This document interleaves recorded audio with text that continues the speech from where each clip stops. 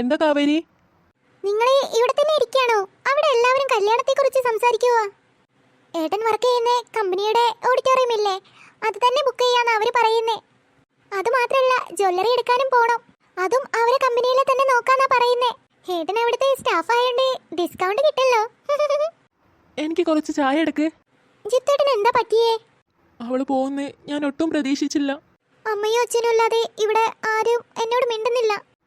വൈക പാവായിരുന്നു കാവേരി. എല്ലാവർക്കും അവളെ ഒത്തിരി ഇഷ്ടമായിരുന്നേ. എല്ലാവരുടെ മനസ്സിലും അവള് നല്ലതുപോലെ കയറിയിട്ടുണ്ട്. അതുകൊണ്ട് തന്നെ അവരൊക്കെ നിന്നോട് അങ്ങനെ പെരുമാറൂ. മതി, നിർത്ത്. എപ്പോഴും വൈക വൈക വൈക. അവൾ പോയില്ലേ, ഇനി അവളെ കുറിച്ച് പറയണോ? ഞാനൊന്ന് പുറത്തു പോയി വരാം. എങ്ങോട്ടാ പോകുന്നേ? എനിക്ക് ചോദ്യങ്ങൾ ഇഷ്ടമില്ല. വൈക ഇന്നേ വരെ എന്നോട് ഒരു ചോദ്യവും ചോദിച്ചിട്ടില്ല. ജിത്തുവേട്ടാ, പറഞ്ഞിട്ട് പോ. എന്ത് കഷ്ടമായി ഈശ്വര. ഇപ്പോഴും ജിത്തേട്ടന്റെ മനസ്സിൽ വൈകയ്ക്ക് സ്ഥാനമുണ്ട്. അതെനിക്ക് പൂർണ്ണമായും തുടച്ചു മാറ്റണം. പാവം കുട്ടി, എല്ലാ വിഷമങ്ങളും ഉള്ളിലതിക്ക് കഴിയുക. പാവം, പുറമേ ഒന്നും കാണിക്കുന്നില്ല. അല്ലേ ജി, ചേട്ടനെന്നും ഇതുപോലെ വൈകാറുണ്ടോ? ഇല്ല.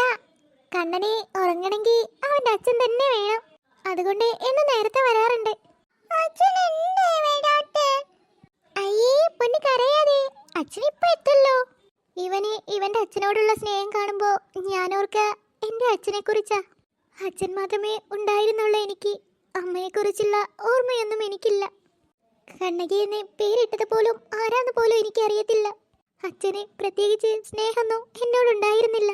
കിട്ടുന്ന പണം കൊണ്ടെല്ലാം കള്ള കുടിച്ച് തീർക്കും. എന്നാലും കള്ള കുടിച്ചാലും വീട്ടിലുണ്ടാകുമ്പോൾ ഒരു ആശ്വാസമായിരുന്നേ.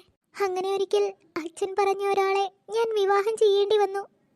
ഒരു ലോറി ഡ്രൈവർ ആയിരുന്നേ. അതിലെ കിളിയായിരുന്നു നിന്റെ ചേട്ടൻ. എന്നേക്കാൾ ഒരുപാട് വയസ്സിന് മൂത്തയാൾ. ഒരാഴ്ച മാത്രമേ ആ ബന്ധം നിലനിന്നുള്ളൂ. അയ്യേ, ചേച്ചി കരയാണോ? ആ കണ്ണൊക്കൊന്ന് തുടച്ചേ. ചേച്ചി ഇപ്പോ ഹാപ്പിയല്ലേ? അതേടാ, ആ ബന്ധം ഒഴിവായത് ഒരു വിധത്തിൽ എനിക്ക് സമാധാനമാ. ഞാനിപ്പോ നിന്റെ ചേട്ടന്റെ കൂടെ ഒരുപാട് ഹാപ്പിയാ. എങ്കിലും അദ്ദേഹത്തെക്കുറിച്ച് ഓർക്കാതിരിക്കില്ല. കാരണം ഇവന്റെ അച്ഛനല്ലേ. നിന്റെ ഏട്ടന്റെ വലിയ മനസ്സ്. എന്നെയും കുഞ്ഞിനെയും സ്വീകരിച്ചില്ലേ. ഏട്ടൻ സ്വന്തം മോനെ പോലെയാ ഇവനെ നോക്കുന്നേ. എന്നേക്കാൾ ഇഷ്ടം ഇവനോട് തന്നെയായിരിക്കും. ഇവനാണേ ഏട്ടനെ കിട്ടിയാ മതി. കണ്ണാ, എന്തിനാണ് അവൻ കരയുന്നേ? നീ അവൻ എന്താ ചെയ്തേ? എന്റെ പൊന്നോ, ഞാനൊന്നും ചെയ്തിട്ടില്ലേ. പിന്നെ അവൻ എന്തിനാ കരഞ്ഞേ?